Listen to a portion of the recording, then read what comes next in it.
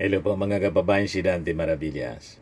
Ano na, kumusta na po yung panawagan ni Chavit Singson na one-time big-time rally para tanggalin yung ating Pangulong Bongbong Marcos sa Palasyo Malacanang. Gusto niyang sugurin mong mag-isa mo.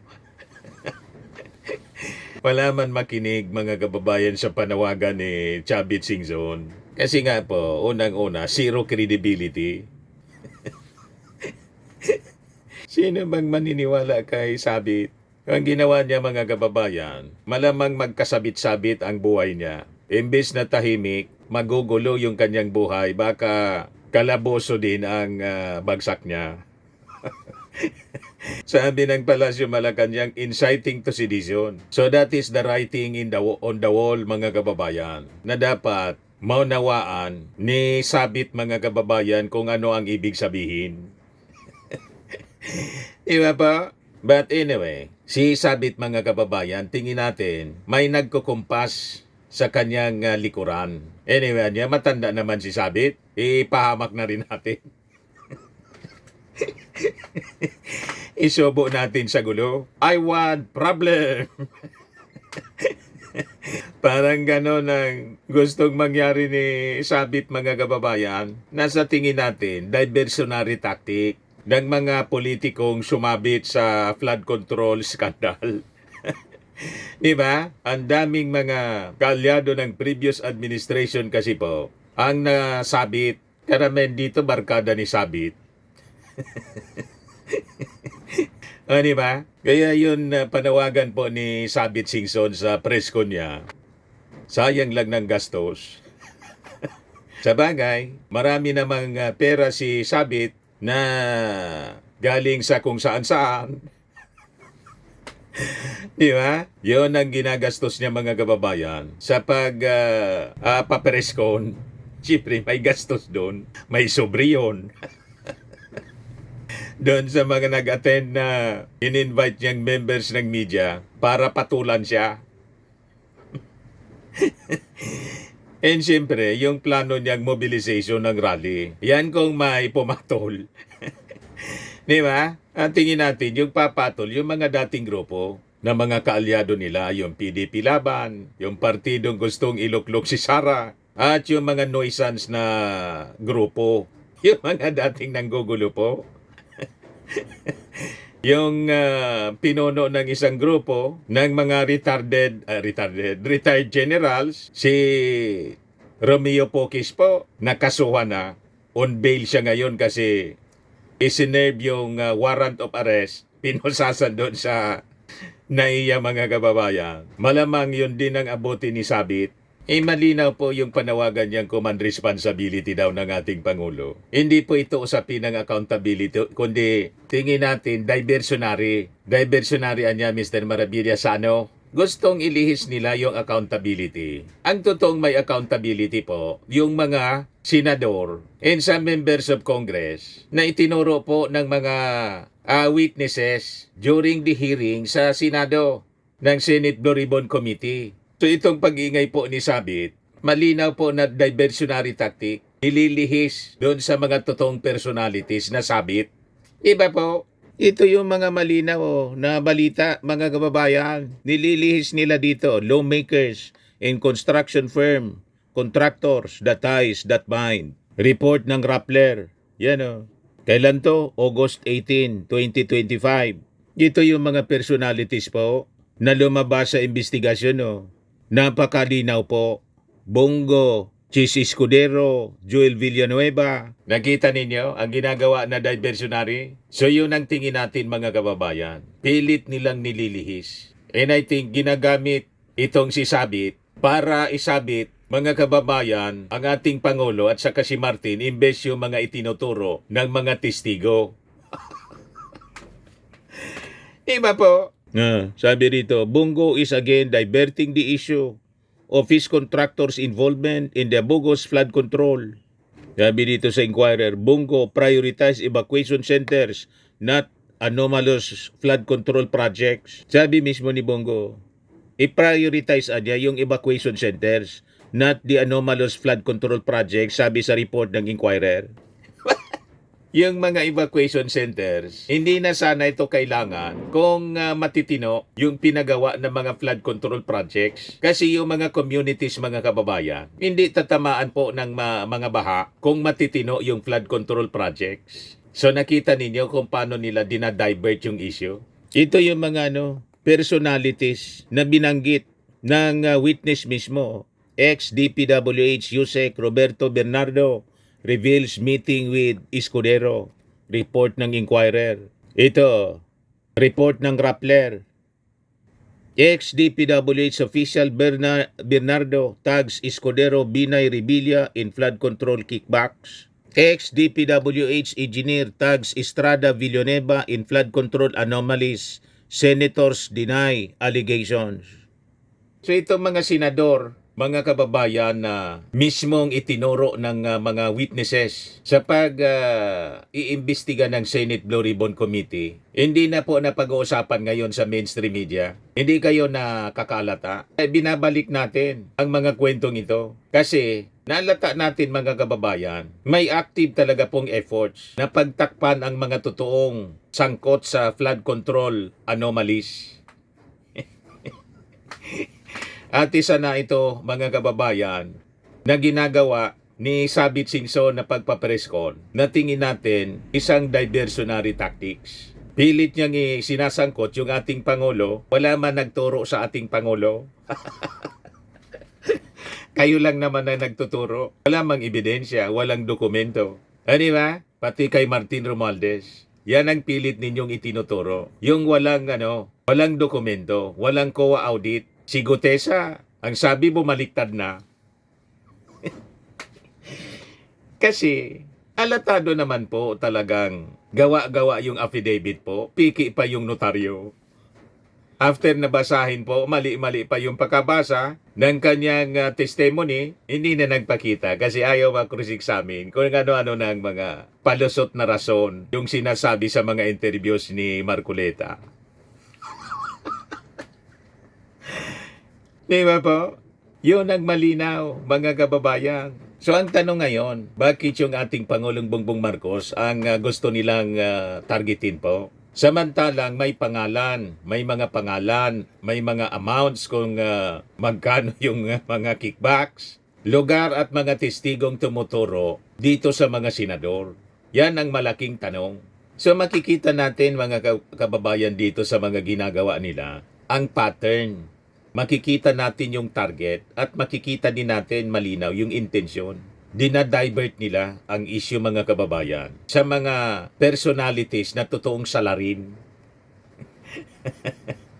Di ba po malinaw? So dito po mga kababayan sa sinasabi ni Sabit na command responsibility, dapat nating maintindihan na ang command responsibility po ay hindi po siya catch-all accusation. May mga dapat patunayan po. Una, dapat may direct authority at control. Ang inaakusahan sa illegal na gawain or illegal act, may aktual na kaalaman o yung tinatawag na constructive knowledge. At saka, dapat may kabiguang pigilan o parusahan ang illegal na gawain. Ngayon, ang problema po doon sa mga akusasyon ni Sabit na gustong isabit yung ating Pangulo, wala man siyang dokumentong hawak, walang affidavit. Kwento lang niya at aka-aka. Yung presentation niya doon, lahat man lang haka-aka. Opinion niya, pananaw. Wala man pong COA findings laban sa ating Pangulo at kay Martin Romualdez. Walang link na nagpapatunay o magpapatunay ng direct control ng ating Pangulo sa particular na flood control projects. Na-discover na lang niya. Kasi, despite ng implementation ng mga projects sa kanyang administrasyon at sa previous administration, despite yung pinagmamalaki na 13,000 na mga flood control projects, binabaha pa rin ang ating bansa. Kaya siya nagpa-imbestiga. Doon niya nabuking napakarami palang ghost flood control projects at mga substandard. Kaya siya nagpa-imbestiga. And the rest is history. Malinaw po na ang ating Pangulo ang nag-initiate sa investigasyon. Binabaliktad nila ngayon mga kababayan. So makikita natin doon sa papeles ko ni Sabit, lahat man lang po rhetorics. Wala mang ebidensyang pinakita.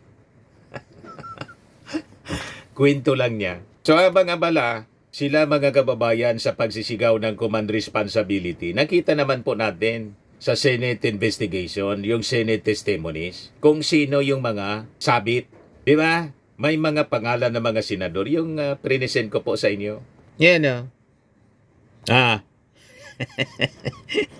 Yung mga tumanggap ng kickbacks. Sabi yan mismo sa affidavit ni Bernardo. Sabi niya, Bernardo made the claims during a Senate hearing. His first appearance as witness, he alleged that he personally delivered 160 million or 20% of his 800 million pesos worth of government projects to Maynard Ngo, a friend and campaign donor ni Chis Escudero, reportedly on the senator's behalf. Bakit hindi yun nababanggit ni Sabit Singson? Yung mga totoong sabit, hindi niya sinabit. Ang sinasabit niya, yung hindi sabit, yung ating Pangulo at saka si Martin, wala mang nag-testify po na tumanggap ng kickback yung ating Pangulo at si Martin Romualdez, other than yung testigo nila na si Gutesa na nagtago na, ang sabi ngayon, bumaliktad na po kasi hindi niya kayang panindigan yung script. Yung mali-malitang basura ng kwento niya. Wala mang mag-corroborate, mga kababayan. Kwento lang niya. Yung affidavit po, piki pa yung notaryo. O ngayon, ang sabi ni Sabit doon sa kanyang papreskon, bumaliktad na daw. O di tapos na. Kakanta yun. Siguro manawagan tayo, mga kababayan, ipagpatuloy dapat ni Ping Lacson yung Senate investigation. Ipatawag muli, i-cross-examine, paaminin kung sino mga kababayan na nagbayad sa kanya. Para ituro lang yung ating Pangulo at si Martin Romualdez na tumanggap ng mali-malitang kwarta. Basura, mga kababayan. At siguro papanagutin yon sa paninirang puri sa ating Pangulo at kay Martin Romualdez. Tama po? Hindi pwede yung ganun po. Ito po yung malinaw na kwento. Former Senator Bong Revilla, ayon kay Bernardo, humingi ng commitment para sa senatorial bid, 150 million diniliber sa bahay ni Revilla sa Cavite. Si Nancy Binay, nakipagkita si Bernardo sa aid ni Binay, humingi ng commitment, 37 million daw, diniliber sa bahay ni Binay sa Quezon City. Detalyado po. O ngayon, sa testimony naman po sa Bulacan Flood Control ni Henry Alcantara at ni Bryce Hernandez, ano sabi? Si Senator Villanueva, ayon kay dismissed District Engineer Alcantara, 25% commission yung natanggap ni Villanueva, personal na deliver sa rest house sa Bukawi, Bulacan at iniwan sa empleyadong si Peng. Tumunog yung emergency alert po ng T-Bolks kasi alert level 3 na po at marami nang in-evacuate dito sa amin. Ayan nag-force evacuation na po sa ilang mga areas, lalo yung nasa loob ng 6 kilometer permanent danger zone. Ayan Tabaco City, 312 families. Malilipot, 285. Kamalig, 100 families. Ligao City, 25. Ginubatan, 4 na family. Daraga, 1 pamilya. Yan Albay Provincial Information Office, Mayon Volcano, preemptive evacuation. Ipapatupad sa 729 family na nasa loob ng 6 kilometer permanent danger zone ng Bulkang Mayon. So ito po yung Mayon Volcano. Ito yung 6 kilometer permanent danger zone. Ito 6 kilometer siya. Yan Ito yung Legazpi City. Yung daloy ng pyroclastic materials mula sa Mayon papunta dito po. Ito yung Ginubatan, Bakakay, Tabaco. May dito yung mga areas na may mga evacuees na. Pero pag pumutok ng malakas, Usually, yung talsik ng abo papunta dito sa 3rd District, Ligao, Ginobatan, Kamalig. 2nd District ang Kamalig. Papunta dito kasi yung hangin. Ito yung Legazpi City. Itong malaking circle na to, ito yung 6 kilometer permanent danger zone. Itong nakapink na to, ito yung areas prone to pyroclastic flow. Pero usually, papuntang Legazpi po. Kasi dito yung gali, yung mga parang kanal, papunta dito yung daloy. So, madalas dito, hindi papunta dyan. May pakunti-kunti din dito, pero usually dito po. Kasi yung tipak ng ng Mayon Summit dito, nang pumutok yung bulkan noon. So ito yung alert levels, Mayon Volcano alert levels. Alert level number 3 na po. So increased tendency towards eruption within weeks. Yan. Pag alert level number 4 na, hazardous eruption imminent. Alert level number 5, eruption ongoing. So, nasa alert level 3 pa lang po. Pumaputok-putok ng konti. Within weeks, inaasahan po yung pagputok ng bulkan. So, intermission muna tayo. Bigla kasing tumunog yung emergency warning, emergency alert. So anyway, balik tayo sa ating topic mga kababayan. Yung diversionary tactic na ginagawa po ni Sabit. Gustong isabit yung hindi mga sabit. Alam na natin kung bakit. Kasi he's serving the camp ng Duterte. So alam na natin kung sino yung pinaglilingkuran niya. So ito yung mga totoong sabit ng mga personalities, mga senador. Dinadivert niya.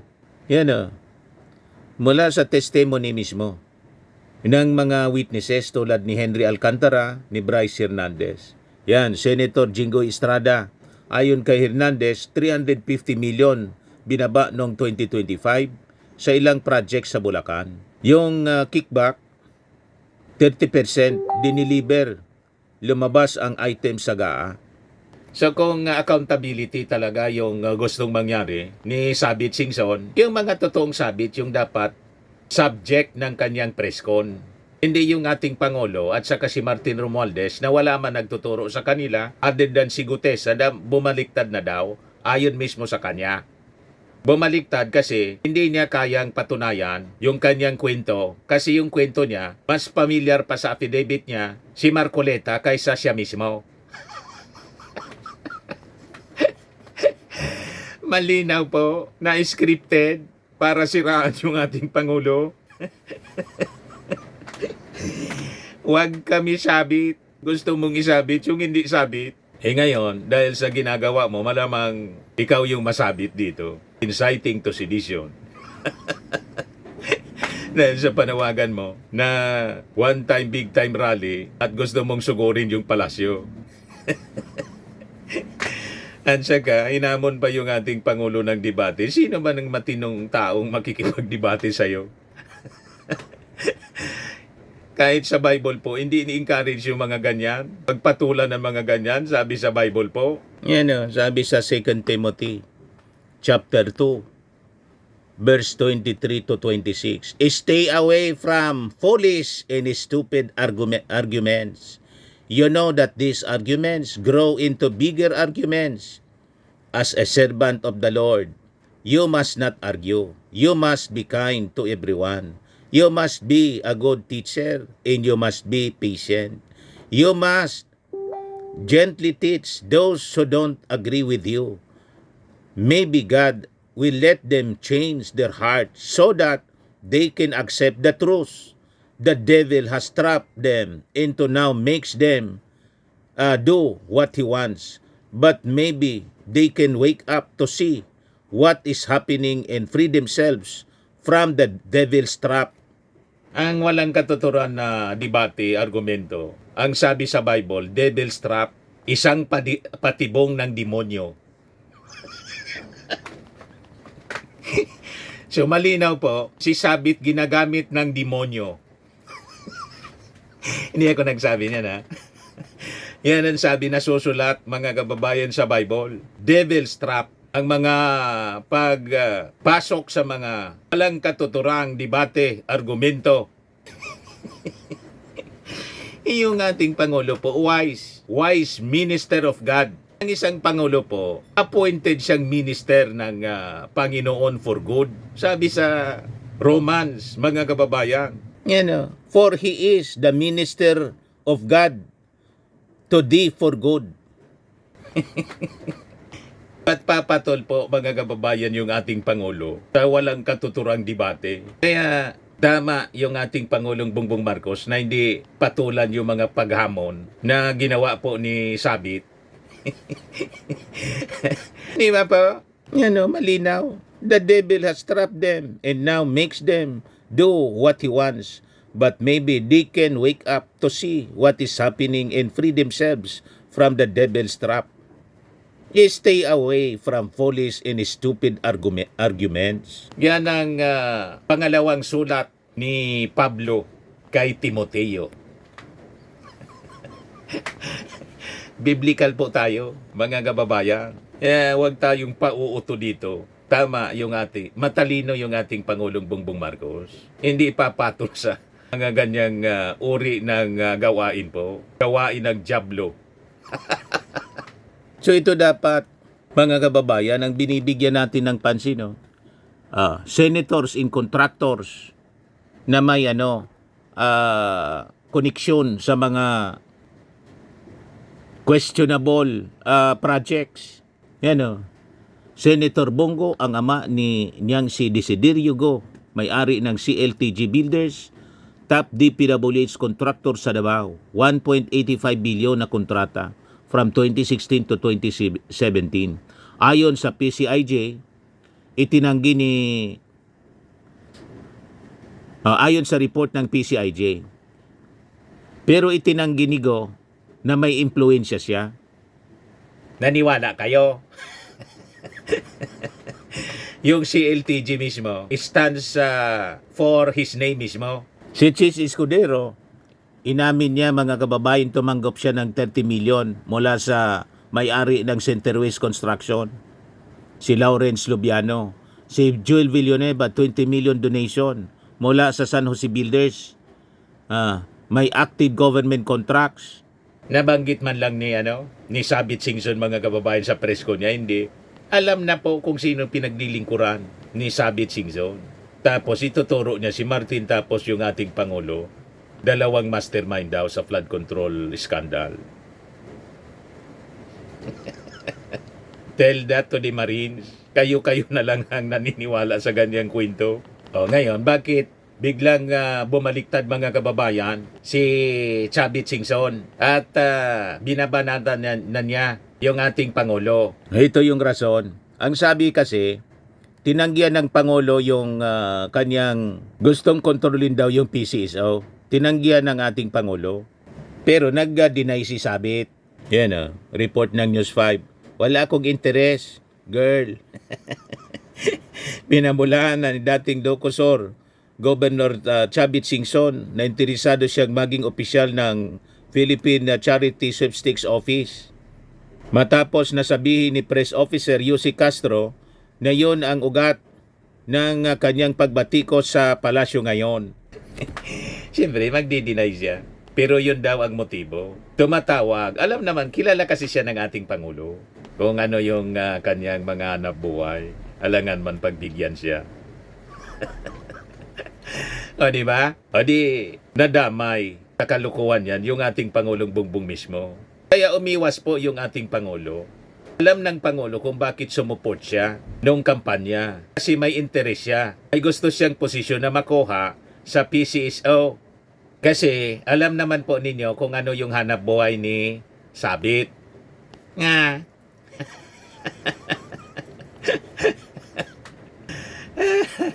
Tingwe. Siyempre, iwas ako man yung Pangulo. Election, gusto mong sumuport sa akin? Okay. Pero kung yung support mo, ang kapalit, yung operations ng alam na ninyo, yung numbers, Kaya ang sabi ni Chavit Singson, tumatawag siya daw. Ini-snap siya ng ating Pangulo, kaya masakit yung kanyang loob. Tagalan niya ako naghintay hanggang naging antay na ako. Yung mismo yung sabi niya. Ayan ah. Piseso. Ikaw nagsabi yan, ha, girl? Miss Claire Castro. Ikaw nagsabi, ano ba meron dyan? Bakit yun ang gusto mo? Bakit yan? Director. Bakit pinagpipilit mo, director? Hindi mo pinagpipilit. In-offer ang sinabi sa akin ni First Lady noon. Ikaw nagsabi, si First Lady noon, there must be something for Manong Chavit ang laki na tulong. PCSO o PAGCOR. Kinongratulate pa ko yung mga kaibigan niyang babae sa mga tarkada niya sa Bacolod. Manong, congratulations, binigay na pala sa yung PAGCOR. Oh, mabuti naman para ibigay ko sa mga mayors ako para ang dami tumulong kasi. Hindi rin binigay. Siba, okay lang, nagtabog ako. Antay, mag-antay pa rin ako. Antay. O kung hindi, PAGCOR, PCSO, wala rin. Hanggang naging antay daw siya. Nagtambo ba ako? Hindi. Antay pa rin ako. Pinag-antay ako. Antay pa rin. Pumunta sa bahay ko si Melionaryong Robles. Chairman ngayon ng PCSO. Milyonaryo na raw. Kaya tawag ko dyan, Melionaryong Robles. Pumunta sa bahay. O Manong, gusto kitang tulungan. Ganito. Ibibigay ko sa iyo ang... Magantay ka lang. Antay. Oo. Antay daw siya. Ibibigay ko sa iyo ang Laguna at Batangas. Salamat naman para maibigay ko sa mga mayors na tumulong. Nung ibibigay na, tapos na ang time mo lang na matapos ang kontrata, nung tapos na, kinausap ako. Kailangan ko sabi mo sa taas. Bakit? May instruction sa taas na bibigay sa iba. So, sino? Kaya masakit ang loob niya. Yun daw, doktor niya at saka meron pa. Hindi ko nasasabihin yung iba. Sosyo-sosyo sila. Nagantay ako, nagtampo ba ako? Antay pa rin ako. Antay lahat ang sinabi. 3 taon na ako pinag-antay. Antay Marcos na ako. Pinag-antay ako eh. So antay daw siya ng antay hanggang sa maging antay Marcos na siya. So personal po, mga kababayan, ang galit niya, hindi na pagbigyan. Kasi iiwas talaga po sa kanya kasi kilala naman po siya talaga ang ating Pangulo kung ano ang anak buhay niya. Di ba pa? Malinaw, personal yung motibo niya. Hindi na pagbigyan kaya naging antay. Kaya siya ngayon nag-iingay. So malinaw, pansarili po yung motibo niya. Ang buhay ni Chavit po, makulay. Pinailan nga po siya ng kasong plunder. Yan plunder case. At iba pang opisyal ng Narbacan, Ilocos Sur, kaugnay ng alleged overpriced 150 million property 2019. Inain ito ng Warriors T. Narbacan Incorporated sa Office of the Ombudsman.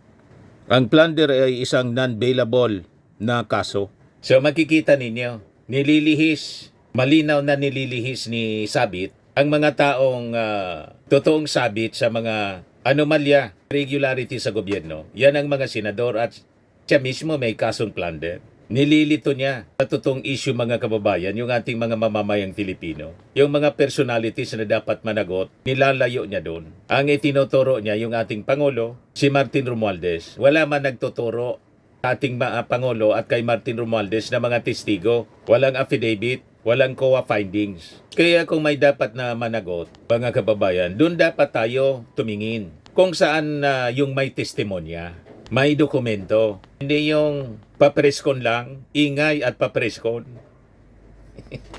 Di ba po? Malinaw po ang pamantayan ng ating Pangulo. Dapat may due process. Ang pamantayan po, ebidensya. Dokumento, ebidensya para sa totoong accountability. Tama po mga kababayan? Huwag kami sabit. Gusto mong isabit yung hindi sabit. Yung mga totoong sabit, tahimik kayo. Yan ang malinaw, mga kababayan. Kasi karamihan sa mga sabit, kaalyado kasi po ninyo yung mga totoong sabit. Tama po, mga kababayan?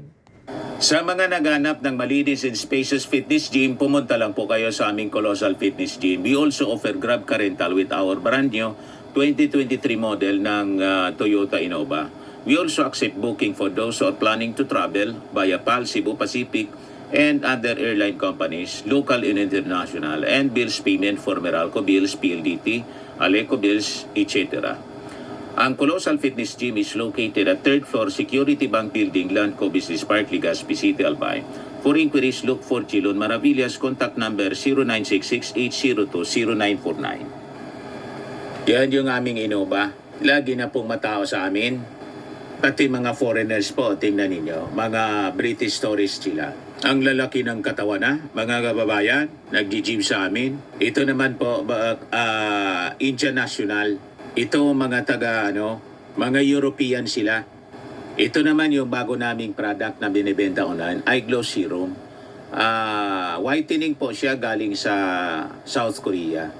Tingnan ninyo yung epekto sa aking anak na architect entrepreneur, Riz Maravillas. For inquiries, look for Riz Maravillas on FB. Ito naman po, Firmax Firming and Lifting Cream. Pinapahid po ito sa mga pulses and under affected area. Mainam po ito sa mga pains at paninigas ng mga kaso-kasuan. Ito po, Automax Radiant Serum. Sa mukha naman yung application. Anti-aging po siya. You will look 10 years younger than your age. Ito naman po yung bagong product naming binibenta online. I am Worldwide Amazing Pure Organic Barley Powdered Drink Mix from Australia. Yan po yung mga celebrity endorsers po. For your inquiries and orders, mag-message na lang kayo sa aking anak na architect entrepreneur, Riz Maravillas. Sa mga mahilig naman po sa mga imported bags and wallets, dumiretso na lang kayo kay Ma'am Eileen Rosales, Eileen Closet. Naka-base po siya sa Amerika. Sa mahilig naman po magpa-spa, dumiretso na lang po kayo sa Pamper City, the Medical Aesthetics and Wellness Center. Matatagpuan po sa K1 Center by Prestige Bay, Asiana City, Parañaque City, Metro Manila.